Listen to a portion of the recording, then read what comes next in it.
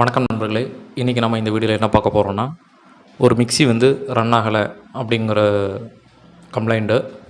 இது ஏன் ரன் ஆகலை அப்படிங்கிற பிரச்சனையை என்னங்கிறத பார்த்து சால்வ் பண்ணலாம். வாங்க வீடியோவுக்கு போகலாம். ஃபஸ்ட்டு இந்த மிக்ஸியை சுவிட்ச் ஆன் பண்ணிக்கிறேன். சுவிட்ச் ஆன் பண்ணிட்டு செக் பண்ணி பார்க்குறேன், ரன் ஆகலை. அப்புறம் வந்து ஓஎல்ஆர் ரிலே இருக்குது பார்த்தீங்களா, அதையும் ரீசெட் பண்ணி பார்க்குறேன். ரீசெட் பண்ணிவிட்டு மறுபடியும் பவர் ஆன் பண்ணி பார்க்குறேன்.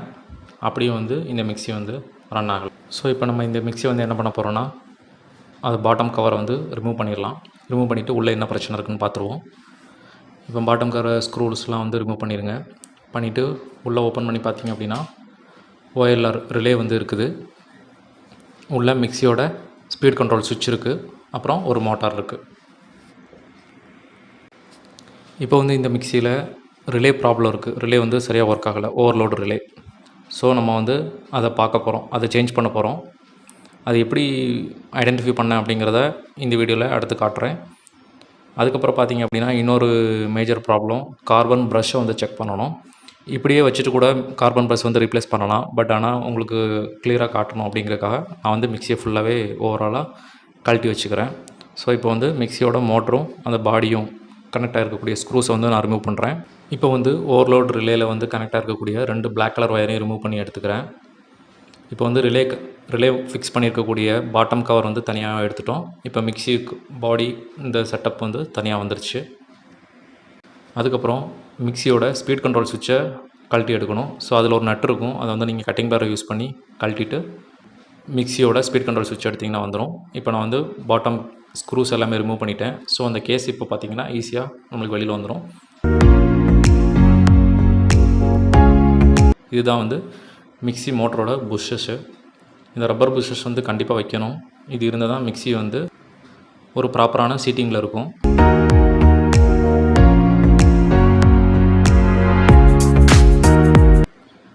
இதுதான் வந்து மிக்ஸியோட ஸ்பீட் கண்ட்ரோல் சுவிட்சு. இதுதான் மோட்ரு, மிக்ஸியோட மோட்ரு. இதோட வைண்டிங்ஸ்லாம் இருக்குது. இதில் பார்த்தீங்கன்னா ஆர்மச்சூர் இருக்குது.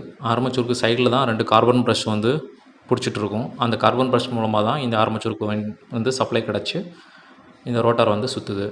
இப்போ நம்ம இந்த கார்பன் ப்ரஷ்ஷை தான் வந்து செக் பண்ண போகிறோம். அதை எப்படி ரிமூவ் பண்ணலாங்கிறத பாருங்கள். இப்போது சின்னதாக ஏதாவது ஒரு நீடில் மாதிரி வச்சுட்டு அந்த கிளிப்பை வந்து ப்ரெஸ் பண்ணிங்கன்னா, அப்புறம் இழுத்திங்கன்னா வந்து அந்த ப்ரஷ்ஷோட லாக் வந்து நீங்கள் ரிமூவ் பண்ணிடலாம். அப்புறம் உள்ளே இருக்கிற கார்பன் ப்ரஷ்ஷை நீங்கள் ஈஸியாக வெளியில் எடுத்துடலாம். இது மிக்ஸியில் இப்போ ரன்னிங்கில் இருந்த மிக்ஸியில் உள்ள கார்பன் ப்ரஷ்ஷு. இது வந்து கொஞ்சம் பரவாயில்ல. ஆனால் இதுக்கு முன்னே எடுத்த ப்ரஷ் பார்த்திங்கன்னா ரொம்ப தேஞ்சிருந்தது, ரொம்ப ஷார்ட்டாக இருந்தது. பாருங்கள், 2 ப்ரஷ்ஷுமே இருக்குது, நல்லா தேஞ்சு போய் இருக்குது. ஸோ இது ஒரு கம்ப்ளைண்ட்டு. ஏன்னா ஒரு ப்ரஷ்ஷில் வந்து சப்ளை கிடைக்கும், இன்னொரு ப்ரஷ்ஷில் வந்து கிடைக்காது. அந்த ரீசன்னால தான் இந்த மிக்ஸி வந்து ரன் ஆகாமல் இருக்குது. ஸோ கார்பன் ப்ரஷ்ஷும் இந்த மிக்ஸிக்கு வந்து நம்ம ரீப்ளேஸ் பண்ணணும். ஓவர்லோட் ரிலேவும் ரீப்ளேஸ் பண்ணணும். இப்போ ஓவர்லோட் ரிலேவை எப்படி செக் பண்ணலாம் அப்படிங்கிறத இப்போ பார்க்கலாம். மல்டிமீட்டர் எடுத்துக்கோங்க. ஒரு மல்டிமீட்டர் வேணும். இதில் வந்து கண்டினியூட்டியே நீங்கள் மோடு சேஞ்ச் பண்ணணும். கண்டினியூட்டி மோடு சேஞ்ச் பண்ணிவிட்டு ரிலேயில் செக் பண்ணி பாருங்கள். பஸர் சவுண்டு வந்து வரணும் நம்மளுக்கு. அப்புறம் டிஸ்பிளேல வந்து ஒரு வேல்யூஸ் காட்டும். பஸர் சவுண்டு வரல அப்படின்னா அந்த ரிலே வந்து ப்ராப்ளம் அப்படின்னு அர்த்தம். இப்போ நான் வந்து ஓல்டு ரிலேவை செக் பண்ணுறேன். இது வந்து பஸர் சவுண்டே வரல இதில். ஸோ இது வந்து ரிலே ப்ராப்ளம் அப்படிங்கிற நம்ம ஐடென்டிஃபை பண்ணிவிட்டு நியூ ரிலே ஒன்று வாங்கிட்டேன். இதோட ரேட்டிங் வந்து பார்த்திங்கன்னா 2.7 ஆம்பியர் ரேட்டிங் இருக்கும். இந்த ரிலே ஒரு 20 ரூபா தான் வரும். எலக்ட்ரிக்கல் கடைகள் எல்லா கடைகள்லையுமே கிடைக்கும் இது. அப்போ வந்து இந்த ரிலே வந்து ஓகே. ஸோ வந்து நியூ ரிலே வந்து நான் பாட்டம் கவரில் வந்து மாட்டிட்டேன். மீட்டரில் வந்து பார்த்திங்கன்னா சம் வேல்யூஸ் வந்து காட்டும். இப்போ வந்து கார்பன் ப்ரஷ், இது ஒரு நல்ல பிராண்டாகவே வாங்கிக்கிடுங்க. ஹெச்ஆர்சிங்கிறது இந்த பிராண்டு நல்லாயிருக்கும். ஸோ அந்த பிராண்டே நான் வாங்கியிருக்கிறேன். இது வந்து ஒரு மிக்ஸியோட ஸ்பீட் கண்ட்ரோல் சுவிட்ச். இதில் வந்து ஃபேஸ் ஒயர் இருக்கும்.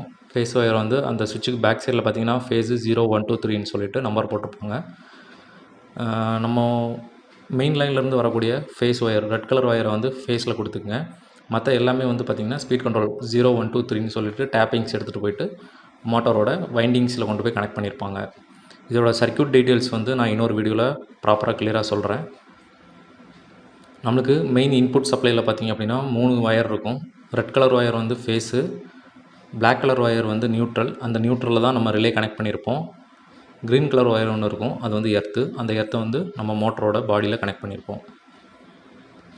இந்த 2 பிளாக் கலர் ஒயரும் தான் பார்த்திங்கன்னா ரிலேயில் கனெக்ட் பண்ணக்கூடிய நியூட்ரல் ஒயர். இந்த ரெண்டும் பார்த்திங்கன்னா கார்பன் ப்ரஷ்ஷுக்கு இன்புட் சப்ளை கொடுக்கக்கூடிய சப்ளை ஒயர். இது நம்ம ப்ரஷ்ஷை இன்ஸ்டால் பண்ணிவிட்டு அதுக்கப்புறம் இந்த ஒயரை வச்சு நம்ம லாக் பண்ணணும்.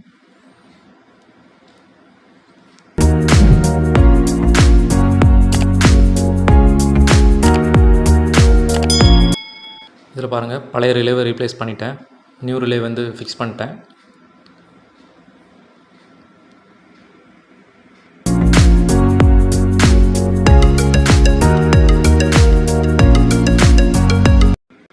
இப்போ கார்பன் ப்ரஷ் எடுத்துக்கிறேன்.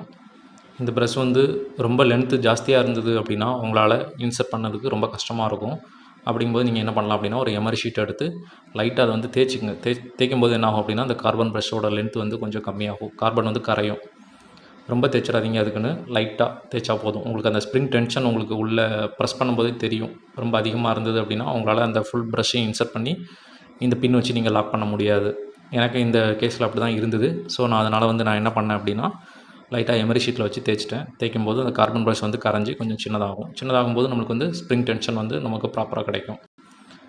இந்த மாதிரி கார்பன் ப்ரஷ்ஷை இன்சர்ட் பண்ணிவிட்டு ஸ்ப்ரிங் ஃபுல்லாக லாக் ஆகிற மாதிரி வச்சு ஒரு சின்ன ஸ்க்ரூ ட்ரைவர் ஏதாவது வச்சு ப்ரெஸ் பண்ணுங்கள். ப்ரெஸ் பண்ணும்போது இன்னொரு அந்த பின்னு, கார்பன் ப்ரஷ்ஷோட பின் இருக்குது பார்த்தீங்களா, அதை எடுத்து நீங்கள் இன்சர்ட் பண்ணிடலாம். இதே மாதிரி தான் நீங்கள் 2 கார்பன் ப்ரஷ்ஷுக்குமே நீங்கள் வந்து யூஸ் பண்ணணும்.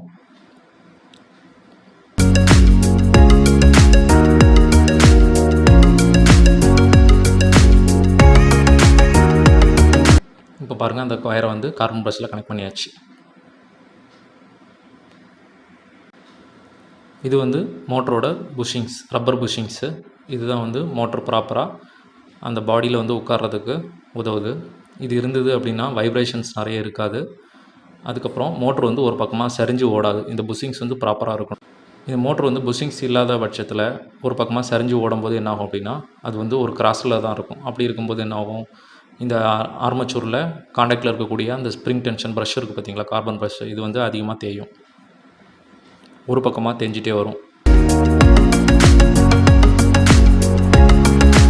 இப்போ வந்து இந்த மோட்டரோட பாடியில் வந்து பார்த்திங்கன்னா அந்த ரப்பர் புஷிங்ஸ் வந்து ப்ராப்பராக ப்ளேஸ் பண்ணிட்டோம். ப்ளேஸ் பண்ணதுக்கப்புறம் நீங்கள் வந்து இதோட பாடி கேஸ் எடுத்து நீங்கள் ஃபிக்ஸ் பண்ண ஆரம்பிச்சிடலாம். இது ஃபிக்ஸ் பண்ணும்போது ப்ராப்பராக பார்த்து பண்ணுங்கள், ஏன்னா ஏதாவது வயர்ஸ் ஏதாவது கட் ஆகிடக்கூடாது. ஸோ அதுக்காக கொஞ்சம் கவனமாக பண்ணுங்கள் இதை.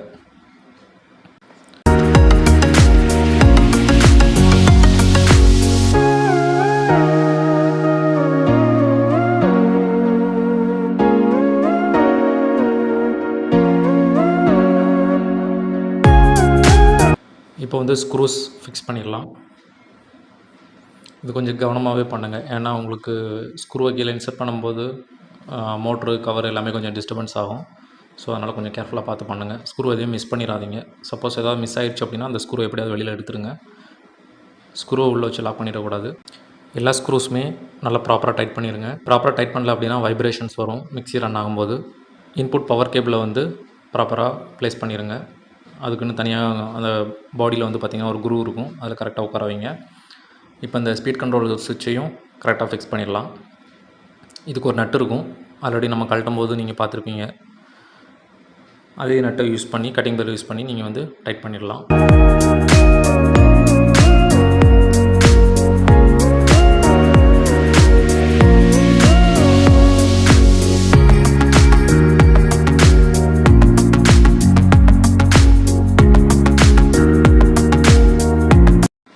டைட் பண்ணிவிட்டு ஸ்பீட் கண்ட்ரோல் சுவிட்சோட நாபு அதையும் கூட நீங்கள் ஃபிக்ஸ் பண்ணிடலாம்.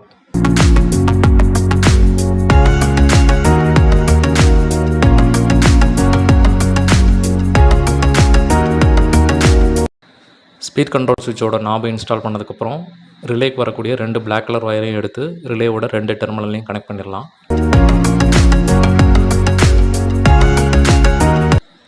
கனெக்ட் பண்ணி முடிச்சுட்டு மிக்சியோட பாட்டம் பேனலை வந்து க்ளோஸ் பண்ணிவிடுவோம்.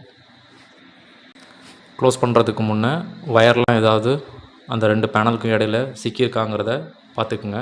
ஏதாவது அப்புறம் ஒயர் டேமேஜ் ஆகிடக்கூடாது. அதுக்கப்புறம் மிக்சியோட 4 ஸ்க்ரூஸ் 4 கார்னர்லேயும் இருக்கும், அதை நீங்கள் ஸ்க்ரூவை இன்சர்ட் பண்ணிவிட்டு டைட் பண்ணிடலாம். இப்போ எல்லா ஒர்க்கும் முடிஞ்சிருச்சு. மிக்சி பவர் கொடுத்து ஆன் பண்ணி பார்த்துடலாம்.